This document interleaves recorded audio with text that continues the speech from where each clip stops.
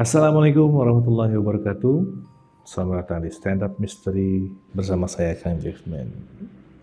Bagaimana kabarnya teman-teman? Semoga sehat selalu ya. Oke.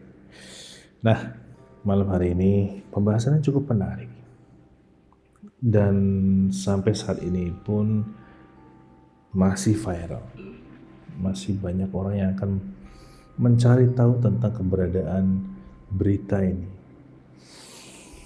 Sebelum saya akan bahas itu, saya akan bercerita sedikit tentang berita-berita atau informasi yang terjadi di masyarakat, khususnya di dunia pergoiban. Nah, jadi gini ya, ada beberapa orang yang mengaku ketika dia pergi ke satu wilayah di selatan, khususnya pantai selatan,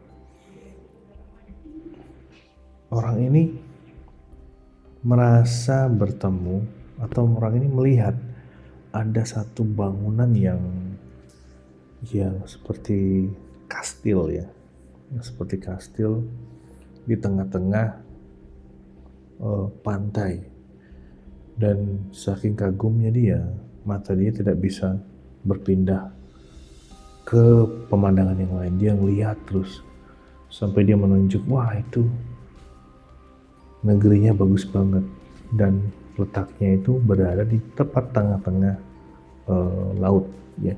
Jadi yang dia berdiri di pinggir pantai terus dia lihat posisinya ada di tengah-tengah laut seperti itu. Jadi kayak yang ngambang-ngambang lah gitu. Ada juga orang yang melihat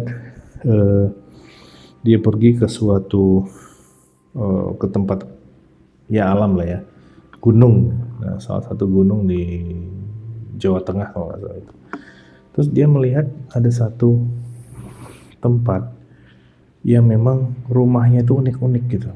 Jadi dia ada di tengah-tengah gunung, di atas gunung, di tengah-tengah hutan, tiba-tiba ada perkampungan dengan rumah yang unik-unik semua. Dan bahasa yang dia tidak mengerti, seperti bukan bahasa manusia. Saking dia terpukaunya melihat tempat tersebut, akhirnya dia coba untuk lebih mendekat, dan tiba-tiba suasana hening sambil melihat ke arah dia.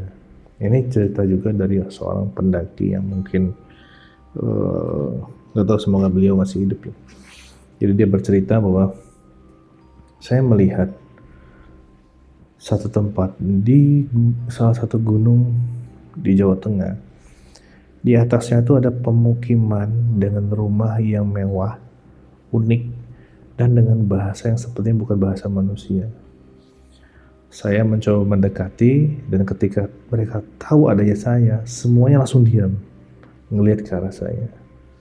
Nah, ini terjadi juga. Nah, baru-baru ini, bahkan berita ini mungkin udah 1 tahun yang lalu, tapi tetap masih hot ya, karena berbagai macam orang atau banyak orang mencari tentang kebenaran berita ini. Apakah itu? Seranjana,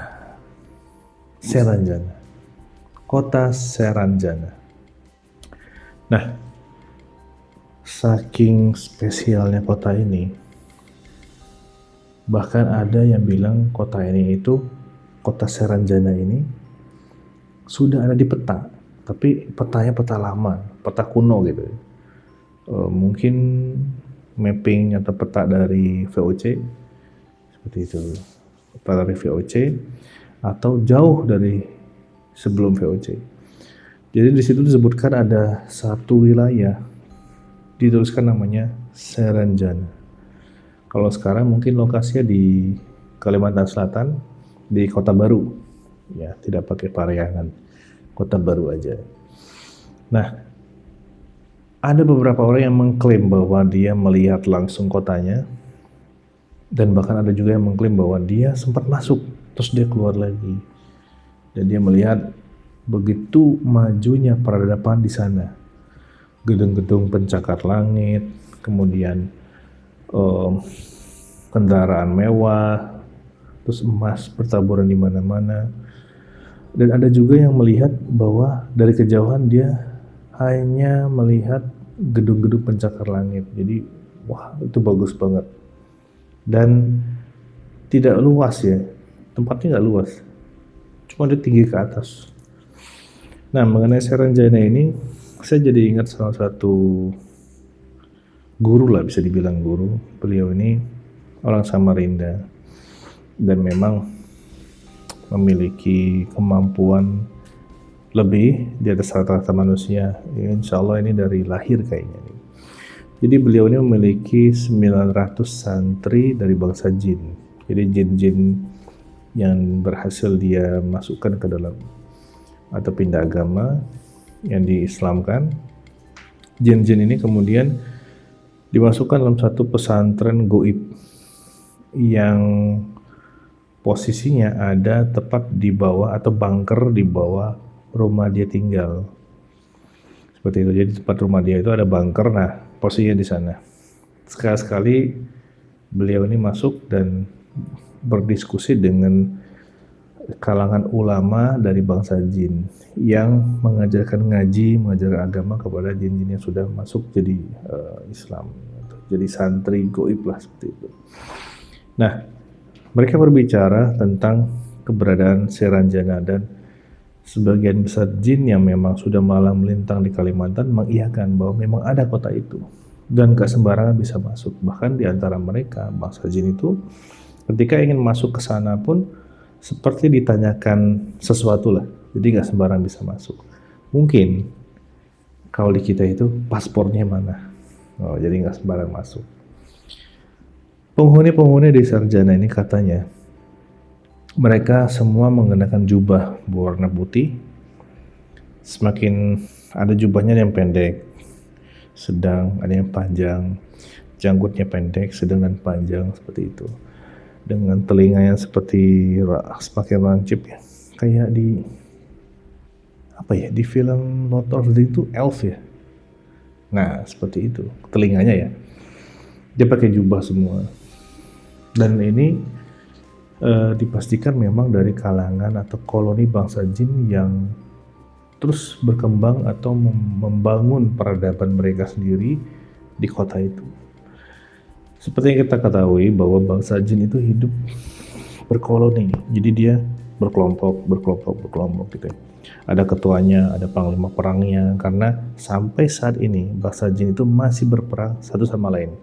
Di sana tidak ada hukum seperti di dunia manusia. Yang berlaku adalah hukum rimba. Yang kuat dia akan bertahan, saling tebas dan segala macam. Makanya bangsa jin mereka butuh power, mereka butuh kekuatan. Caranya gimana ya? Mereka harus mencari sumber ilmu itu dari mana.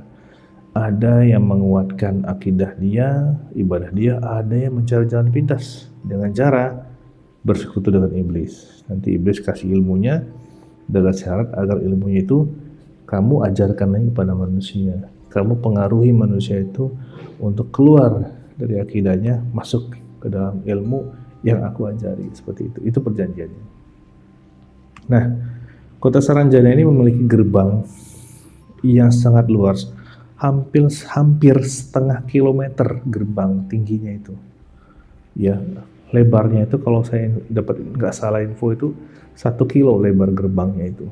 Jadi kita berdiri terlihat kecil banget untuk gerbang itu ya. Dan semua diselimuti oleh tembok berwarna putih yang semakin ke atas temboknya semakin kerucut, berbentuk kubah gitu.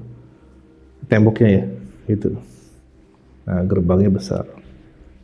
Kemudian di kota Saranjana ini bertabur emas, permata, berlian, dan memang emas ini adalah barang atau benda yang dimiliki oleh bangsa jin.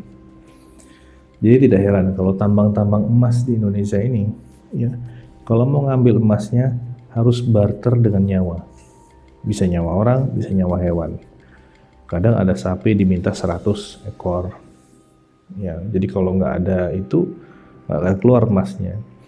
Tapi ketika sapi itu dikorbankan untuk keperluan ritual itu, ketika digali muncul emasnya dan sampai semaksimal mungkin bisa keluar emasnya seperti itu.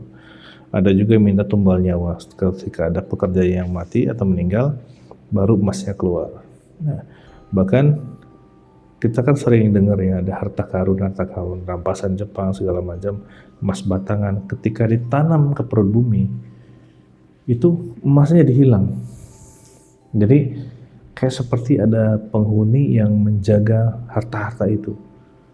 Nah sekarang pertanyaan saya, ngapain bangsa jin itu untuk tiba-tiba menyembunyikan harta emas batangan dari bangsa Jepang atau Belanda yang saat itu mau kabur dari Indonesia karena dia nggak mau emas ini jatuh ke Indonesia, dikuburlah emas ini. Di Kalimantan banyak loh itu. Nah bangsa jin itu melihat ini benda kepunyaan saya, jadi ditutup sama dia, jadi nggak bisa diambil. Kalau mau ambil ada maharnya. Nah maharnya apa? Sesuai dengan permintaan dia. Makanya emas itu bisa dibilang adalah benda goib yang didohirkan. Seperti itu ya, benda goib yang didohirkan. Kadang kita mendulang emas di kali itu sebagian kecil. Sebelum muncul di kali itu mungkin sesepuh sana pasti melakukan sebuah ritual terlebih dahulu, akhirnya baru bisa dinikmati emas yang ada muncul seperti itu. Ini analisa saya ya, versi saya. Balik lagi ke Seranjana. Nah, di Seranjana ini memiliki struktur organisasi pemerintahan katanya yang sangat-sangat lengkap. Jadi dari kepala negaranya seperti itu. Bahkan dari cerita santri jin dari beliau ini, Ustadz ini mengatakan bahwa ketika saya di sana, saya merasa asing seperti bangsa jin. Padahal saya sama-sama berada di sebuah alam yang sama, tapi dia merasa asing karena pemimpinnya jelas ada perangkat-perangkatnya, jadi berbeda banget dengan yang ada di luar kota itu. Semuanya berdiri masing-masing. Ketika bangsa jin itu berjalan ketemu bangsa jin lain, bisa saling perang, bisa mematikan satu sama lain. Sedangkan di kota Seranjana ini ada tentara-tentaranya.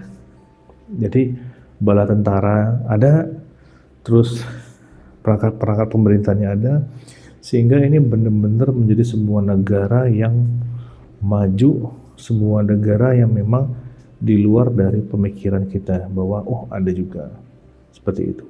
Dan kabarnya, info dari bangsa jin ini, Seranjana ini sudah ada sejak Nabi Ibrahim. Ya, dia sudah ada. Kabarnya ya, kabarnya. Jangan dipercaya ini versi saya berdasarkan dari diskusi dengan Mas. Dia sudah ada sejak zaman Nabi Ibrahim. Dan walau alam saya nggak dapat informasi apakah sudah semaju itu ya, walau alam. Dan bahkan mereka beberapa penduduk kota Seranjana ini pada saat dunia dikuasai Nabi Sulaiman, itu mereka itu adalah salah satu pasukannya. Mereka itu salah satu loyalnya adalah dari Nabi Sulaiman. Jadi ketika diperintah itu sebagai besar dari situ, tentaranya apapun itu dari sana. Jadi memang bukan ada Indonesia baru ada Seranjana, enggak, ini sudah lama. Nah, mengenai adanya Seranjana yang di peta itu masih jadi misteri. Kenapa bisa tahu ya, kenapa ada di peta itu? Jadi sebuah cerita atau sebuah misteri yang memang harus dicari tahu, kenapa Seranjana bisa masuk di peta.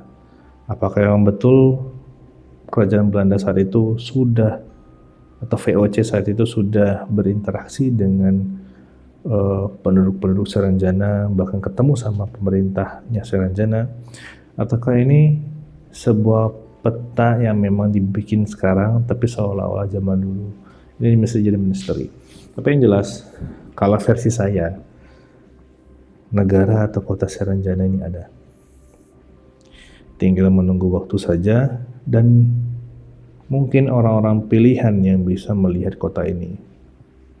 Saran saya, ketika kita masuk ke suatu tempat dan melihat sebuah pemukiman, sebuah kota atau sebuah negara yang kita yakin itu bukan berada di alam manusia, jangan pernah ngobrol sama orang-orang di dalamnya.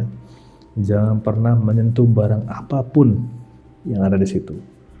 Kalau memang mau berjalan, jangan lurus saja, jangan celingak-celinguk lihat kiri kanan terus melihat mata penghuninya, jangan, lurus saja, pura-pura nggak tahu.